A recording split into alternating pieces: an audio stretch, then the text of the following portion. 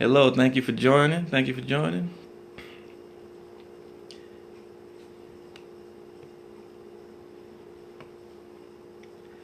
If I can get you guys to invite your followers, if you feel like they could benefit from the information that we're going to go over today, we're going to be talking about inquiries today. So if you know anybody that needs some credit tips or some credit help, make sure that you share with your followers. If you can connect with anything that I'm going to be saying today, make sure you tap the screen and give some hearts.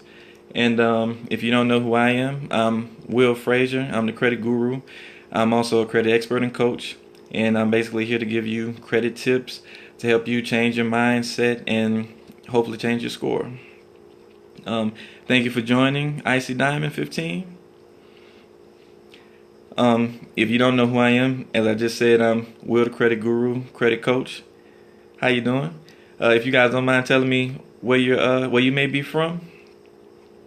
I'm located here in Montgomery, Alabama, but if you guys don't mind, just type in the comments where you're from. Florida, okay. Okay. Thank you, S. Edwards, for joining. New York, okay. Yeah, you guys kind of far out with Florida. You're close, but okay. And like I said, if you guys don't mind, if you know anybody that could benefit from this information, make sure that you go ahead and share this with your followers so that they can chime in and get in on some of this good information. And basically today we're going to be going over, I labeled this drowning in the kiddie pool of inquiries. And the reason why I labeled it that is because I run into a lot of people. If you don't know, I have a credit repair company, so I help people repair their credit. And I'll be in business 2 years next month. But what I have seen is that a lot of people think that inquiries are the cause of their, low scores. A lot of people that come to me and the first thing that they mention to me is something about their inquiries. They need to get their inquiries off. It's killing my score, so on and thus forth. But it's not that deep. With inquiries, it's not that deep. It's more equivalent to a kiddie pool because of how they actually affect your score. So today I'm going to give you 4 reasons why, how they affect your score and why they affect your score in that manner, just to let you know of how they're not as important as you really think that they are. So to start off, we're going to talk about how inquiries affect your score, and they affect your report differently. So when you go, most people think that your score is the most important thing when you go into a lender. You think that the score is going to determine whether you get approved or declined. So basically, an inquiry is going to affect your score in 2 different ways. One is going to cost you some points, so it's going to take away from your points. And the other factor is the lender is going to look at your report to see what items are on there. So it doesn't matter, your score matters, but it doesn't matter what your score is completely, because you can go into a lender with a 680 credit score, and if you have too many inquiries on your credit report, they'll decline you just because of the inquiries. And most people don't know that. They just assume that as long as their score is good, they'll be good to go ahead and get approved for whatever it is they're applying for. But that's not the case. The lenders, they look at your score, but then they also want to see what's on your report. How many is too many? I'm going to get to that in just a second. For example, let's just say that you had 20 inquiries within 1 month. Those 20 inquiries within that 1 month, that's what's going to that would be too many. That would be an example of too many. That will stop you from getting approved. And the reason for that is basically because they see that as risky activity. So if you're applying for a lot of credit in a whole lot of different places, that basically means that you don't have money and you're trying to get money. So because of that, that looks more risky to a lender, because if you're this desperate for money, or that's how they look at it. If you look this desperate to get money, then that means that you might not have the money to pay them back later on down the line. So that's the reason why they decline you, and that's also the reason why you lose more points. Now, I'll get a little bit deep into that in a second. But the second most important thing to know is that inquiries have the smallest effect on your score out of the 5 factors that influence your score. And if you guys are connected with any of this, please go ahead and give me some hearts. Tap that screen and give me some hearts. But the 5 factors that influence your score are basically the most important things you need to worry about. Now, inquiries, they only account for 10% of your score. And actually, they split that 10% with new accounts that are added to your credit report. So, yeah, they're not as important as some other factors. Now, 2 other factors that are more important are your payment history, which is 35% of your score, and also your available credit. That's 30% of your score. So those 2 things, just those 2 things, affect your score. They affect 65% of your score, and inquiries are a little bit less than 10%. So you can kind of see how they are important, but they aren't as important as some other things. Like even when you get an inquiry, it can drop your score anywhere from 5 to 20 points. So, your score is ranged in the hundreds. So that's really not too much. And, every point counts. I understand that, but if you have a late payment can drop your score just one by 50 to 100 points. So when you look at 50 to 100 compared to 5 to 20 points, the late payment is kind of a little bit more important. Yeah, most people don't know that. So, inquiries affect you. They can hurt you. They can take off a few points, but there are more important things, that you have to be worried about. And the next thing, that's the third factor, coming in with inquiries is going to be inquiries affect your score for a shorter time frame than every other account that shows up on your credit report. So, a regular account can stay on your report for 7 years. If it's a public record can stay on your credit report for longer than 7 years. It can be 10 years or longer. It depends on what it is. And if you don't know what public records are, those are things like tax liens, judgments. If you got a garnishment on your, coming out of your paycheck, it will be from a judgment or a tax lien or that's really it. Judgments, tax liens, and I don't think I'm missing anything there. But yeah, those things can stay on your credit report for a longer amount of time. Now, when it comes to inquiries, they stay on your credit report for 2 years. So that's a lot less time that they stay on your report. But that's not even the good part. The good part is that they only count them in your score for 1 year. So they're only going to be affecting you from 1 year from the date that they happen. So they're not affecting you as long as some of these other accounts can affect your score. So that's a great thing to know. And like I say, most people think that these are so drastic or whatnot just because they see them on there, but they're only counting them for 1 year. Now, the last thing that's going to be the fourth thing on how they affect your credit report is basically 30 inquiries from a car dealership. They count them as one. And that's just an example.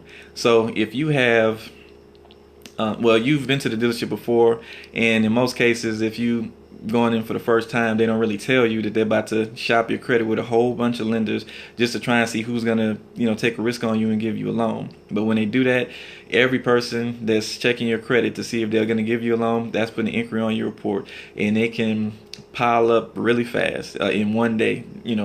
I've seen people with anywhere from 10, 20, 30, 50 inquiries on their credit report just from going to the dealership and applying.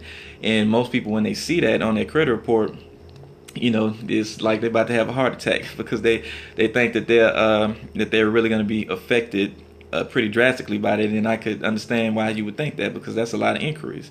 And as I just mentioned, too many inquiries within a short time frame are going to cost you more points, and it's going to look more risky to a lender.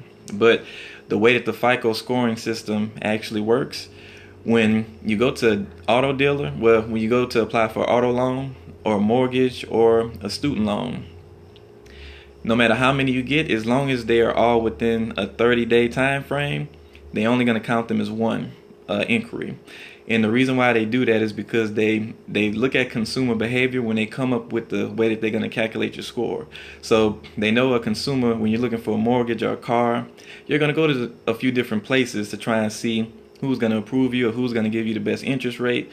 So they factor that into their scoring system. So as long as they can see that you did it within the same time frame, they know that you're just shopping around for interest rate or whatnot. So they only count those as one. Now, once you start getting outside of that 30-day time frame, then of course it won't be included in that little bundle is one.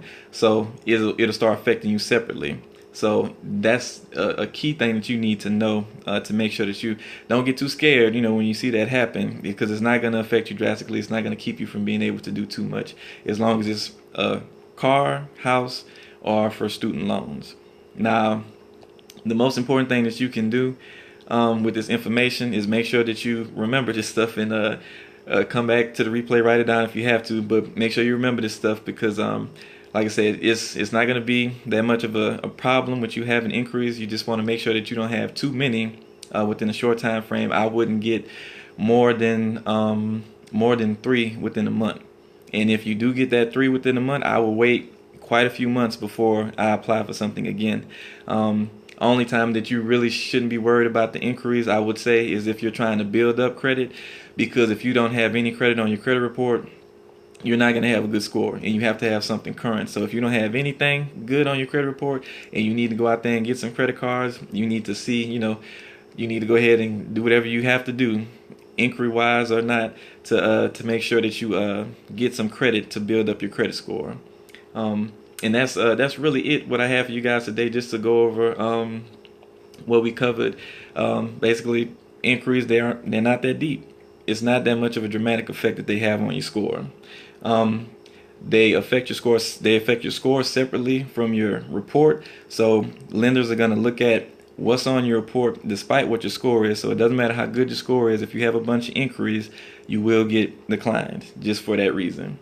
Inquiries have the smallest effect on your score out of the 5 factors that affect your score. Like I told you, late payments, they affect your score more than anything else.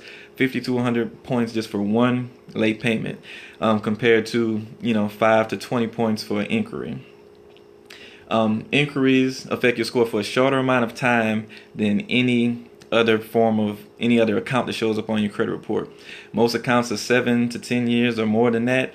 Inquiries only on your report for 2 years, and they only counted in your score for 1 year. So they affect you for less time than any other account on your credit report.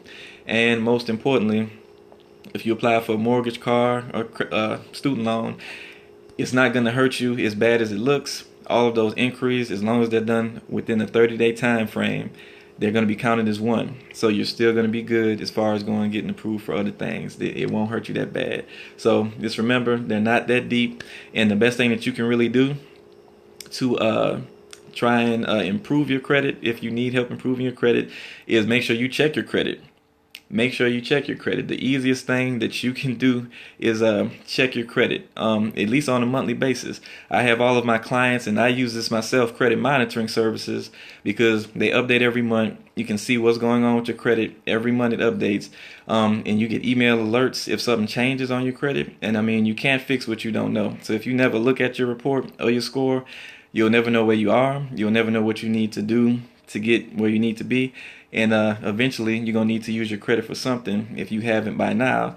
So it's important to make sure that you're straight beforehand, because it can take a good bit of time to start fixing things, especially if you already have the need now and then you have to work on fixing it after you have the need. So try to check your reports if you can on a regular basis. Now, I have a company that I use for all my clients and that I use myself. It's Identity IQ.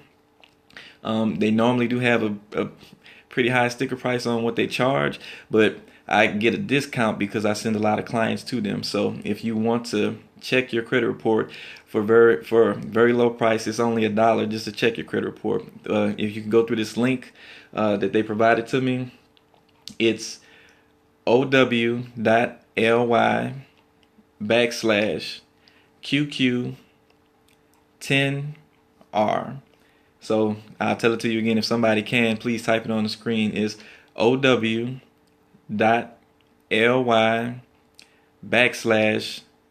in Queen, the number 10, and the letter R as in rat. So you can go there and you can get your credit reports for $1. There you go. That's it. You can go there. You can get your credit report for $1. And if you want to keep it, there's also a discount that you get off of the monthly price by going through that link. So check your credit report. You can't fix what you don't know.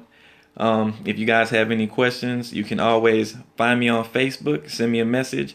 You can find me at William Frazier the Credit Guru, and it should be easy to find me. You can send me a message. I'll answer whatever credit questions you have. If you guys have any ideas or something you want me to talk about on a future scope, just send me a message, let me know, and I'll be glad to cover that for you. But until then, I'll see you guys next week when I come up with a new credit topic. And also, about 2 weeks away from having that tool that I was going to have for you guys, where you can learn pretty much everything that you need to know about your credit, how it works, how to fix it. Is coming. I should have it in about 2 weeks, so you guys keep up with me. And I'll be letting you know as soon as I have that available. Do you guys have any questions before I get out of here?